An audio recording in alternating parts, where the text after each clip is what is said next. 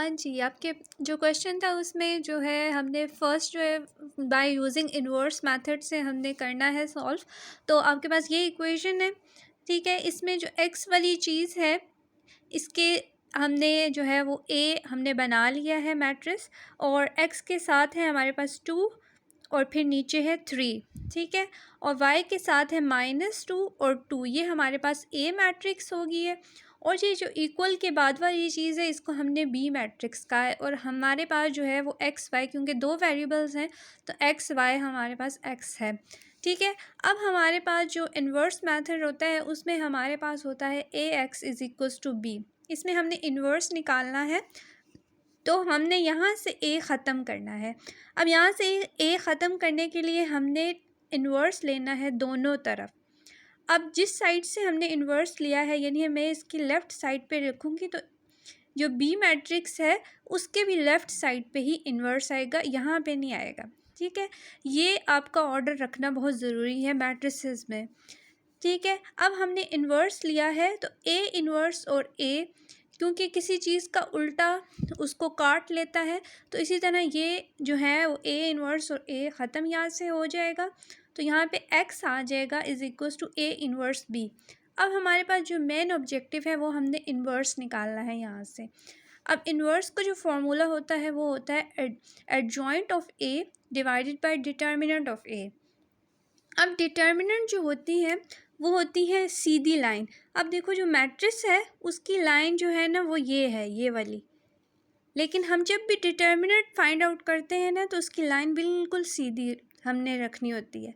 और डिटर्मिनेंट निकालने का ये तरीका है कि जो हमारे पास डायगोनल वाली वैल्यूज़ होती हैं, ये जो फर्स्ट डायगोनल है ये आपस में मल्टीप्लाई होंगे 2 मल्टीप्लाई बाय 2 और माइनस साइन के साथ, फिर -2 मल्टीप्लाई बाय 3, ठीक है। माइनस का जो साइन है वो हमारे पास डिटर्मिनेंट का माइनस है, ठीक है। और ये जो -2 है वो इसका था, वो यहाँ से हमने लिया है, ठीक है।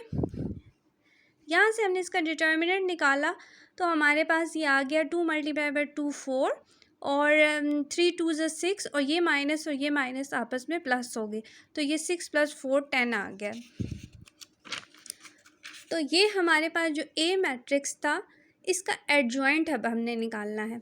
एडजॉइंट ये होता है कि हमारे पास जो लेफ़्ट वाले डायगोनल हैं उनकी हमने पोजीशन चेंज करनी होती है। अब ये क्योंकि 2 2 थे तो इसकी पोजीशन चेंज करके भी कोई फ़र्क नहीं पड़ा, तो ये 2 2 ही हुए। लेकिन जो राइट वाले डायगोनल्स हैं ये वाले, इनकी हमने जो है वो साइन चेंज करने हैं। अब ये जो है वो माइनस था, ये प्लस हो जाएगा, और ये 3 प्लस है, ये माइनस हो जाएगा, ठीक है। ये होता है एडजॉइंट ऑफ ए। अब ए इन्वर्स का फॉर्मूला था हमारे पास adjoint of A divided by determinant of A. तो अब ये इसका एडजॉइंट है और ये हमने इस पर डिवाइड किया है 10। अब इसके हर जो एलिमेंट है इसके साथ 10 डिवाइड होगा। अब 2/10 2/10 -3/10 और 2/10 इज़ इक्वल्स टू दिस, ठीक है। अब क्योंकि हमने x निकालना था तो by using the inverse method, तो हमने इन्वर्स तो निकाल दिया, लेकिन हमारे पास x अभी फाइंड आउट करना है हमने। तो x जो है वो फॉर्मूला था a इन्वर्स b, यानी कि a इन्वर्स को हमने b से मल्टीप्लाई करवाना था। और b क्या चीज़ थी? b थी हमारे पास इक्वल के बाद वाली चीज़, ये वाली। अब अगर तुम्हें मैट्रिक्स की मल्टीप्लिकेशन आती है तो फिर तो तुम्हारे लिए आसान है। मैट्रिक्स की जो मल्टीप्लिकेशन है ना वो ये होती है, ये रो इसके कॉलम से मल्टीप्लाई होता है प्लस साइन के साथ। अब ये 1/5 multiply by 4 plus 1/5 multiply by 6, फिर नीचे वाला -3/10 multiply by 4 plus 1/5 multiply by 6। अब इसको हमने सॉल्व किया सिंपल, हमारे पास इक्वेशन है 4/5 प्लस 6/5 और -12/10 प्लस 6/5। हमने जो है इसका एलसीएम लिया तो हमारे पास 10/5 और 0/10 आया, जो कि 2/0 आया, ठीक है। तो ये इसका सोल्यूशन हमारे पास निकला है बाय इन्वर्स मेथड 2/0। अब नेक्स्ट जो था वो हमने क्रैमर रूल के मदद से करना है। हमारे पास सेम ही इक्वेशन है, ये हमारे पास ए आ गया और ये बी आ गया जिस तरह हमने पहले रखा हुआ था। अब ये जो मैट्रिक्स है ए, इसका हमने डिटर्मिनेंट निकाला है जो हमने पीछे निकाला था, जो कि हमारे पास 10 आया था। अब इसका ए एक्स निकालना है। ए एक्स का मतलब है एक्स, एक्स हमारे पास ये फर्स्ट वाला है, ठीक है। अब इसमें जो 2 3 है उसको हमने रिप्लेस कर देना है इक्वल के बाद वाली वैल्यू से, ये 4 6 से, ठीक है। ये हमारे पास 4 6 हमने लगा दिया और ये -2 और 2 सेम उसी तरह आ गया है, ठीक है। ए एक्स में हमने क्या करना है, फर्स्ट जो हमारे पास कॉलम है उसको रिप्लेस कर देना है इक्वल के बाद वाली चीज़ से। इसका हमने डिटर्मिनेंट निकालना है, बिल्कुल ऐसे ही जिस तरह हमने ए का निकाला था इसका भी निकालना है। 4 × 2 और -2 × 6, तो ये हमारे पास आ गया 20। फिर हमने ए वाई का डिटर्मिनेंट निकालना है।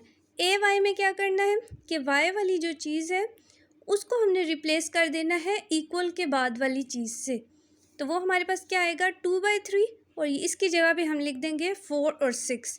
इसका डिटर्मिनेंट निकालेंगे तो ये हमारे पास 0 आ जाएगा। अब x हमारे पास जो होता है वो determinant of A x divided by determinant of A. Determinant of A x हमारे पास 20 था और डिटर्मिनेंट ऑफ ए हमारे पास 10 आया है, तो ये हमारे पास 2 आ गया। और y जो है वो determinant of A divided by determinant of A Y divided by determinant of A आया, ये हमारे पास 0 के बराबर है और ये हमारे पास 10 के बराबर है। और 0 से जो भी चीज़ मल्टीप्लाई डिवाइड या कुछ भी हो तो वो 0 हो जाती है, तो इसलिए ये 0 है, तो 2 0 इसका भी सोल्यूशन आ गया है। इसमें अगर कोई चीज़ समझ नहीं आई तो पूछो मुझसे।